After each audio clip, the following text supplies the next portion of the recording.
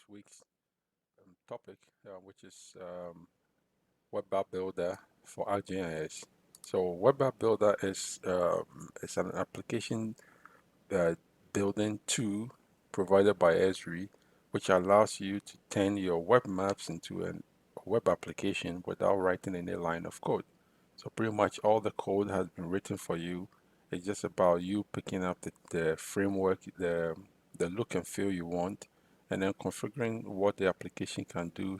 Certain tools which we call them as widgets, configuring those widgets, and pretty much you have a HTML application that can run on any device. It can scale itself up, it can scale itself down on any device, and pretty much your users can use it, and you don't have to write in the line of code.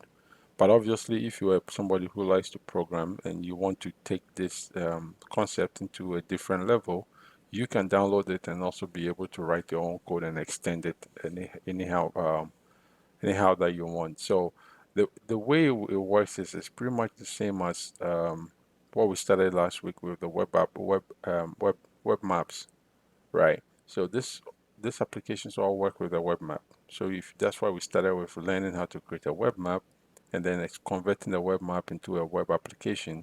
And now this is the same building an application, meaning that it's going to consume a web map. So we have to have a web map in order for this to work. So the concept we did last week of showing you how to publish, how to go on ArcGIS Online and create your own web map is very important, because most of these applications we are going to use all derive their data source from a web map. So that's where we started. So here I provided this link in the class content. It talks about what the application can do. So you pretty much create a HTML Java application, and that runs on any device. Build app that uses ready to use widgets. So the widgets are ready to use. You just have to pop in your data, configure it, and then they are good to go. You can customize the look and feel, what we term as the themes. So pretty much is a framework of how the application is going to look like. Maybe you want your tools to be on the top, or you want your tools to be on the right, or you want it to be on the left or the bottom. Those are all derived by the teams, right? And then you can save it on ArcGIS Online, or you can pull it down and put it into your own server. In some cases, that's what you can do. And then you can create, custom templates. So that's what I said. If you are a programmer and you want to extend it, you can extend this a little better than the out of the box experience that most will get. So let me go to my web app builder. So here, this is my content in ArcGIS Online. So what we are going to do is I'm going to show you how to create a web using the web app builder. So to use the web app builder, once I'm in the content, you can go to create, and then when I go to create, you can see it says what using web app builder. So if I click on that, it's going to ask me what name do I want. So here we are going to build an application for SBVC campus. Let's call it Finder. How about that?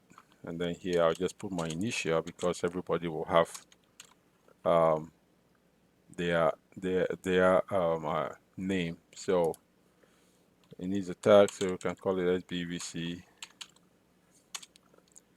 And then yeah, I can just call this guy same as a summary, be campus finder, and then I will save it. And now that was launch the web app builder template for me. So when you launch this template, it pretty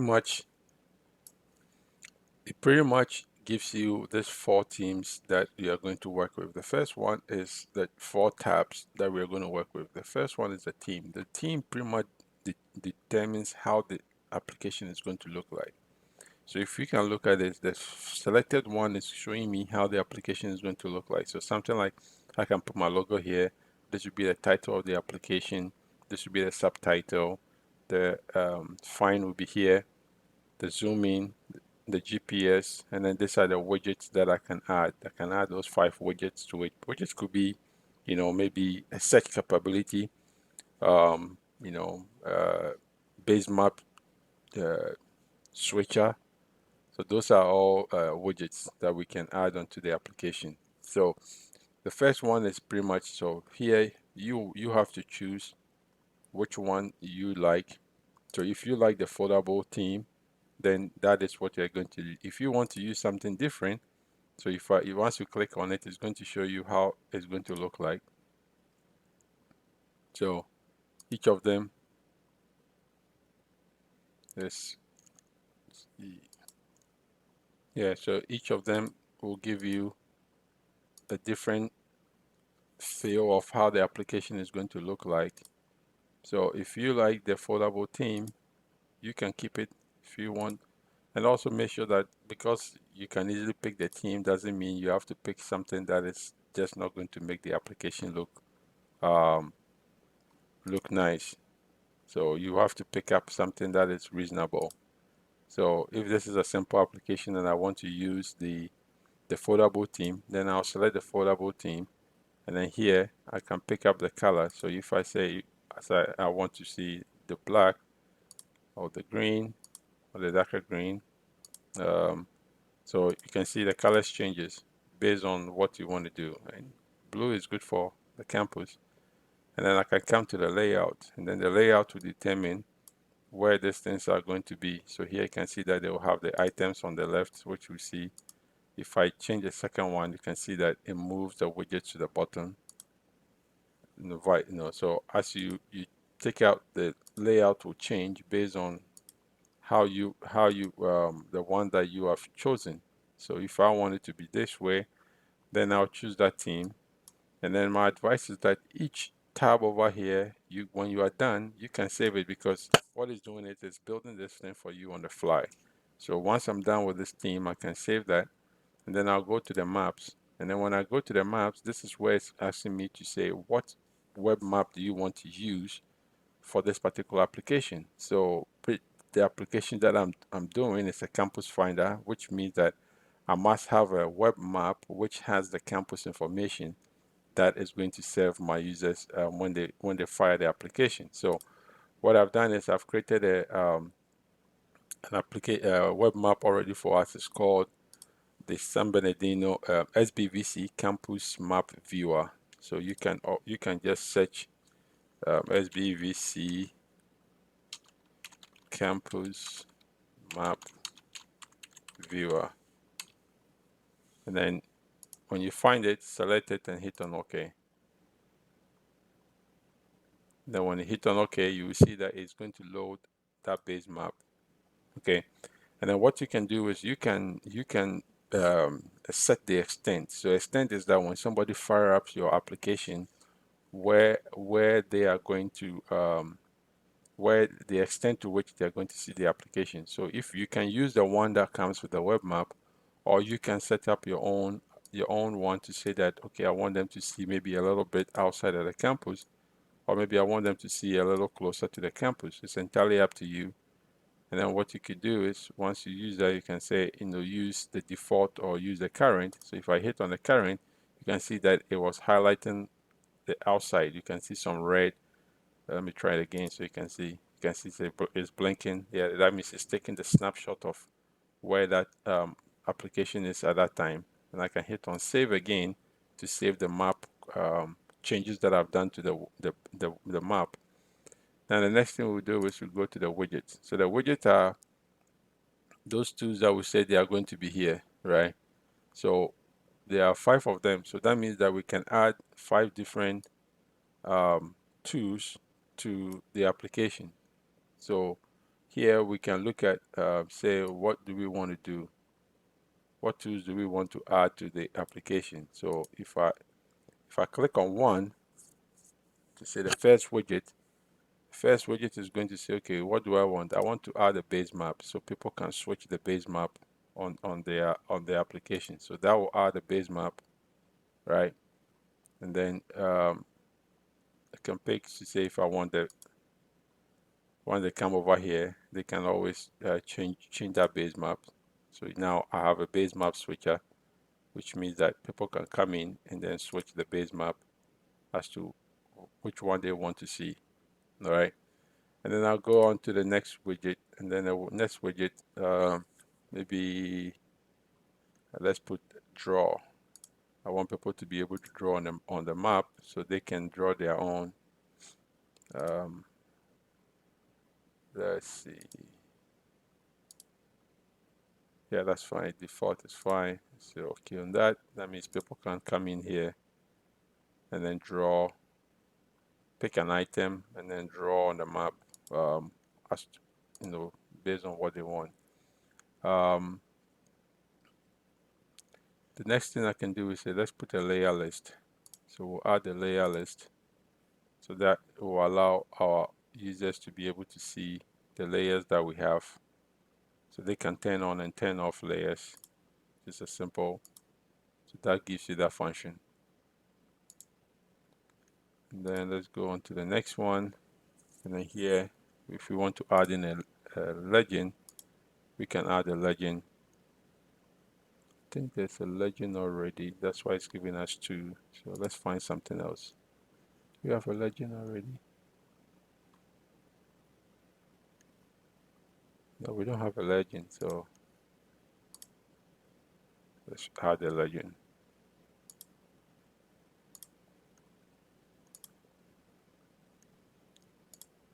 So here, that will give us the legend. And then the last widget. Let's see. Yeah, list. The last one. Let's find something that is useful. Draw, edit. Well, this is a simple. Also, basically, the widgets you are going to use will determine on the application that you are building. So, if I'm building something that is, a little bit, I want it to be complex, I can put in the search. If I want to put a search on that, so people can search, and then what I can do is I can configure and add other sources to it. So here, when I had the search, I'll hit on the add search source.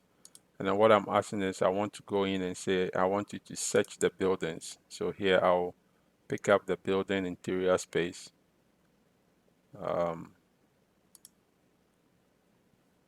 that is added. And then I can go in and say search fields. So the search fields will say which fields within that attribute can people search on. So I can say the short name, building name, full name, maybe build floor. No, it's fine. What else again? Yeah, those are good. So meaning that if you type in the building name, the short name, so like HLS, it will find all the HLS ones, and then we want it to display what field do we want it to display? The space short name or the full name. The short name is fine, and then we can ask it to display the number of maximum results. So if we find matching names, how many do we want to display? Campus is small enough, so we can say 6 is fine. So now that is also configured.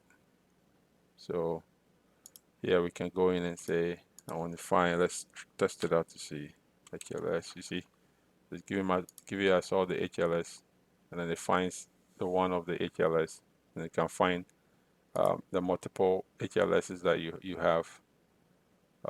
Let's say HLS 2, 3. HLS 2, 3. Yep. So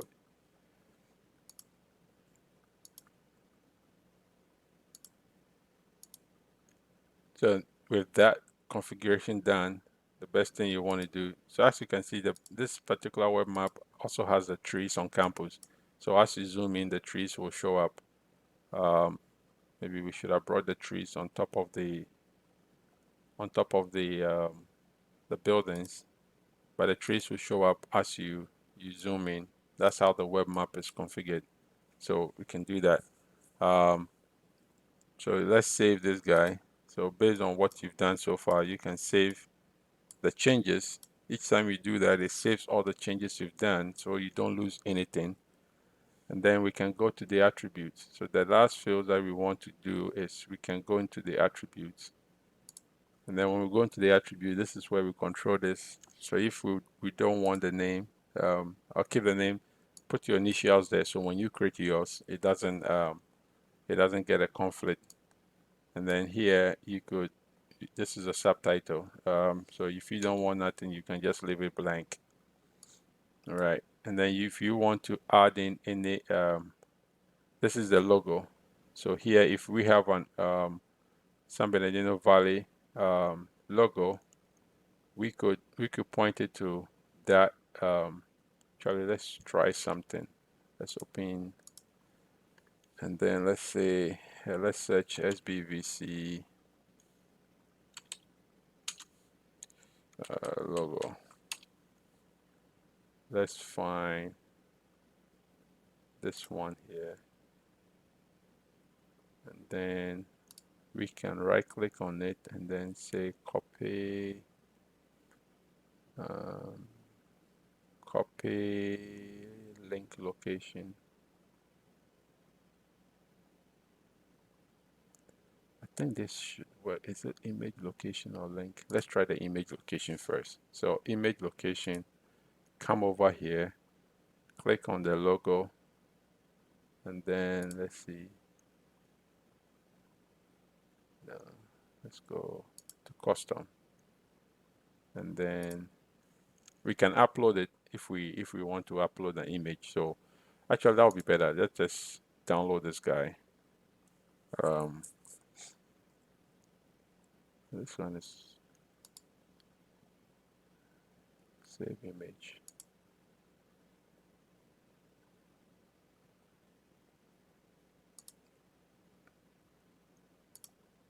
So that image is saved. So actually when we come over here, I can go to upload, then I can go to that, pull that image, then image is now added. So you can see the Valley College. So all I did is I just went to Google, did a search on SBVC logo, found this one, right click, saved it at the location, came back onto my application, clicked on the logo, and then went on to custom upload, and then pointed it back to where I downloaded it. And then if we want to add in any URL, so if we say we want to do SBVC, we can go in and say find the SBVC, can find this URL, copy the URL, come back to that, and then paste that URL. Now you can see that we have a, so if somebody click on this, it will take them to the Valley College website. So here, pretty much the application is completed. We can save it. So that's the name of the title of the application. Everything else that we did is in here. Your list, your legend is also in here. That's the reason it was giving us the two, because those are already here, but that's fine. And then you have this attribute table, which is hidden on the bottom with the arrow, so you can open it and close it. When you are done, you can hit on a launch. If you hit on launch, it's going to open the application in a different tab for you to see the application completely. And pretty much you've built an application without writing a line of code. The other thing that's cool is actually let's go to a preview. So when you go to preview, it will allow you to preview the application on different screens. So here, if I want an iPhone X, this is how the application is going to display on it. Remember, we said the application can scale itself on any device. If I have an Google, that's how it's going to scale itself. And then if you have a Windows Surface Pro, that's how the application is going to look at itself. And then you can see on the top, you can tilt it to go portrait or landscape mode on any of those devices. So what it means is that once you if their application is shared publicly, I don't think I share the layer. It's just between the organization. So, but if it was shared public, that means that this will be, you can play with it on your phones. But you can see if you've pretty much built an application without writing any line of code. But that's a preview, so you can always use a preview and take a look at how the application is going to look like on multiple devices before you finalize it. In some cases, if the information is too much, then you can go and hide some of those information, so they only pop up when somebody zoomed in so close to it. But in all, you have this is how to build an application. So what I wanted to do is reproduce this demo and then submit that as well. So I'll ensure that you really watch the demo to be able to build configure an application using the Web App Builder template. So if you have any questions, and here you don't need any ArcMap. The web map is already done for you. So even if you have issues with ArcMap license for now, which I'm working on, you don't have to worry about it. You should still be able to watch this video and reproduce it as well. So hope you guys enjoy it. Thank you.